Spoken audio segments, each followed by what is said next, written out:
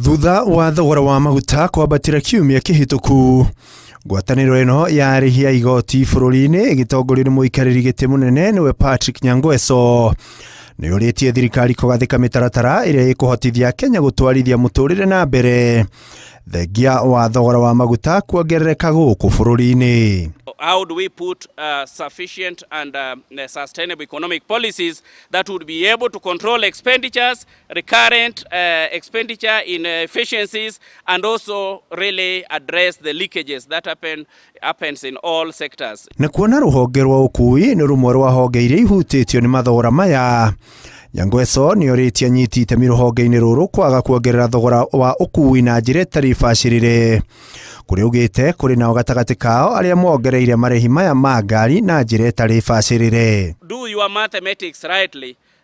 Matatus are making exorbitant profits, and we don't think as a taxpayer association we want to encourage this. So under fuel shocks, operators are incentivized and we are advising them to adjust fares upward, not beyond the recovery but within the margin.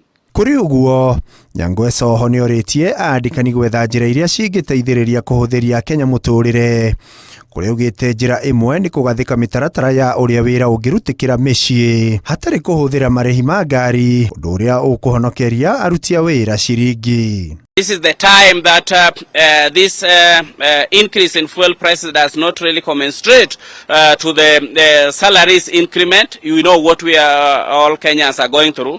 Would encourage the government to really consider having a policy that will allow the public service and even private sectors or the PBOs to encourage working from home. Na kuona president augĩte bũrũri wa Kenya nĩ ũkũrĩte kĩ-economy gũkĩra mabũrũri marĩa tũrigainie, Nyangweso akĩũria bũrũri ũyũ gũkobia ũrĩa mabũrũri marĩa makũrĩte makĩria mareka.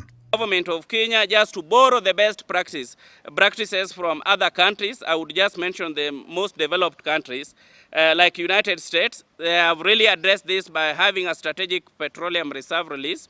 United Kingdom, they have responded on these shocks to employ fuel duty freeze. China, recently you saw what the president did. Arĩtie ũũ hĩndĩ ya gĩikaro na andĩki a mohoro wabici-inĩ cia nta gũkũ mũciĩ wa Nairobi. Rĩrĩa Kenya mathiĩte na mbere gũteta nĩ kuongerereka gwa thogora wa mũtũrĩre ũrĩa umanĩte na kuongerereka gwa thogora wa maguta kwambatĩra gũkũ bũrũri-inĩ, thirikari na anyiti itemi matiganĩte honge-inĩ cia ũkui nĩ morĩtio kũgathĩka mĩtaratara ya gũtigĩrĩra Mũkenya ndarahinyĩrĩrĩka makĩria. Handũ-inĩ ha Inooro TV ndĩ mũciĩ wa Nairobi, rĩtwa rĩakwa nĩ Ikua o Wamboci.